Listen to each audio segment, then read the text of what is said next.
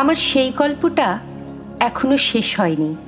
শোনো, পাহাড়টা আগেই বলেছি ভালোবেসেছিল মেঘকে, আর মেঘ কিভাবে শুকনো খটখটে পাহাড়টাকে বানিয়ে তুলেছিল ২৬ বছরের ছোকরা, সে তো আগেই শুনেছ। সেদিন ছিল পাহাড়টার জন্মদিন। পাহাড় মেঘকে বললে, আজ তুমি লাল শাড়ি পরে আসবে। মেঘ পাহাড়কে বললে, আজ তোমাকে স্নান করিয়ে দেব চন্দন জলে। ভালোবাসলে নারীরা হয়ে যায় নরম নদী, পুরুষেরা জ্বলন্ত কাঠ।